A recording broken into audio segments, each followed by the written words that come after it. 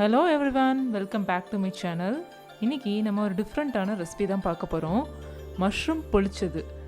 மஷ்ரூமில் நம்ம நிறைய கிரேவி இந்த மாதிரிலாம் பண்ணியிருப்போம். மஷ்ரூம் 65, மஷ்ரூம் ட்ரையாக சாப்பிட்ருப்போம், மஷ்ரூம் தோசை சாப்பிட்ருப்போம். பட் இது வந்து ஒரு டிஃப்ரெண்ட்டான ரெசிபி. மீன் பொளிச்சது அப்படின்னு சொல்லுவாங்க, ஃபிஷ் பொளிச்சது அப்படின்னு கேரளா சைட்லலாம் நீங்கள் கேள்விப்பட்டிருப்பீங்க. ஸோ வந்து வெஜிடேரியன்ஸ்க்காக இது ஒரு நல்ல ரீப்ளேஸ்மெண்ட். மஷ்ரூம் வச்சு இந்த மாதிரி பனானா லீஃபில் ரேப் பண்ணி பண்ணலாம். இப்போ வீடியோ பார்க்குறதுக்கு முன்னாடி என் சேனல் சப்ஸ்கிரைப் பண்ணலன்னா சப்ஸ்கிரைப் பண்ணிக்கோங்க, பக்கத்தில் இருக்க பெல் ஐக்கானை கிளிக் பண்ணிக்கோங்க. இப்போ ஒரு பவுலில் நான் மஷ்ரூம் 200 கிராம்ஸ் எடுத்து அது 4 பீஸாக எடுத்து நறுக்கி வச்சுருக்கேன். இதில் 1 ஸ்பூன் அளவுக்கு சில்லி பொடி, அப்புறமா அரை ஸ்பூன் அளவுக்கு மல்லித்தூள், அப்புறமா உப்பு கொஞ்சம், ஜிஞ்சர் கார்லிக் பேஸ்ட் 1 ஸ்பூன் அளவுக்கு, இது எல்லாத்தையும் எடுத்து நல்லா மிக்ஸ் பண்ணி எடுத்துக்கிட்டேன்.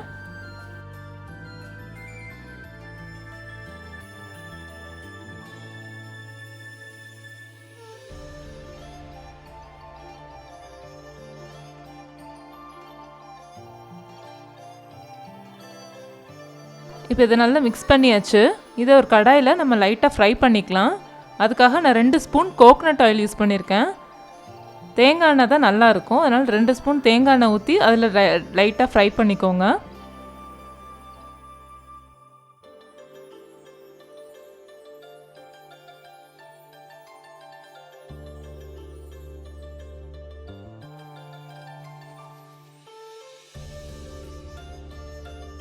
இப்போ ஃப்ரை பண்ணதெல்லாம் இன்னொரு பிளேட்டுக்கு ட்ரான்ஸ்ஃபர் பண்ணியாச்சு. இப்போ அதே கடாயில் லைட்டாக எண்ணெய் விட்டு நறுக்கி வச்சுருந்த வெங்காயம், ஒரு பச்சை மிளகா, கருவேப்பிலை கொஞ்சம், இது 3த்தையும் போட்டு லைட்டாக வதக்கிக்கலாம். அப்புறமா 1 ஸ்பூன் அளவுக்கு ஜிஞ்சர் கார்லிக் பேஸ்ட் ஆட் பண்ணியிருக்கேன், அதையும் போட்டு இப்போ நல்லா வதக்கிட்டேன். பச்சை வாடை போனதுக்கப்புறமா நறுக்கி வச்சுருந்த தக்காளி ஆட் பண்ணிடலாம்.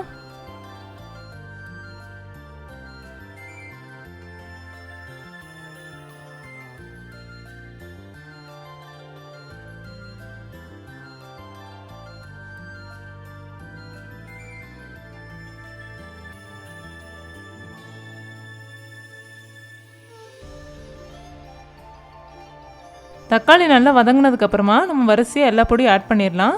ஃபஸ்ட்டு நான் மஞ்சள் பொடி போட்டிருக்கேன் அரை ஸ்பூன் அளவுக்கு, அதுக்கப்புறம் 1 ஸ்பூன் அளவுக்கு மிளகாய்த்தூள், அரை ஸ்பூன் அளவுக்கு மல்லிப்பொடி, அப்புறமா கரம் மசாலா கொஞ்சம், உப்பு தேவையான அளவு போட்டு நல்லா வதக்கிக்கோங்க. அவ்வளோதான், இப்போ கிரவுண்ட் மசாலா ரெடி ஆயிடுச்சு.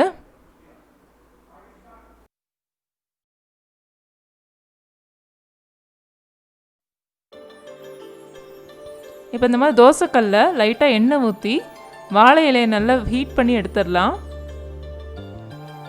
நீங்கள் அடுப்பில் கூட டைரெக்டாக காட்டினா காட்டிக்கலாம். அது கம்ஃபர்டபுளாக இல்லை அப்படின்னா இந்த மாதிரி தோசை டவா யூஸ் பண்ணால் ஈஸியாக இருக்கும். இப்போ வாழை இலை ரெடி ஆயிடுச்சு. இதில் நம்ம ஸ்டஃபிங் ஆரம்பிச்சிடலாம்.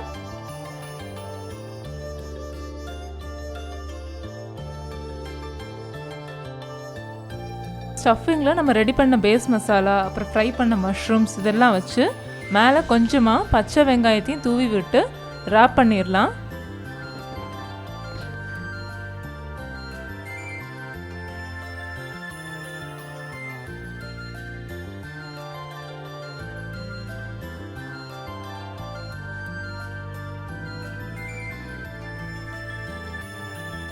இப்போ அந்த இலையை நம்ம ஓப்பனே இல்லாமல் நல்லா கெட்டிடலாம் ட்வைனை வச்சு.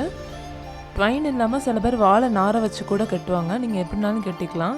நான் இப்போ ட்வைன் வச்சு நல்லா 2 பக்கமும் கெட்டி எடுத்துக்கிட்டேன். இப்போ தோசைக்கல்லில் நல்ல இலையோட கலர் சேஞ்ச் ஆகிற அளவுக்கு ரோஸ்ட் பண்ணி எடுத்தாச்சு. அவ்வளோதான், நம்மளோட மஷ்ரூம் பொளிச்சது ரெடி. இப்போ இதை ஓப்பன் பண்ணி பார்த்துடலாம்.